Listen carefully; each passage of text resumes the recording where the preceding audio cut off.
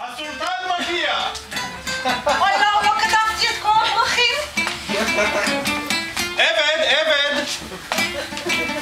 גש הנה בבקשה. הגשתי. תאמר לי עבד, מדוע יש דבורים בגינה שלי? דבורים? אני לא ראיתי פה שום דבור. אז מה זה? אוי לא. אני אבל לא חושב שהם מזיקים. אם לא ניגע בהם הם לא ייגעו בנו.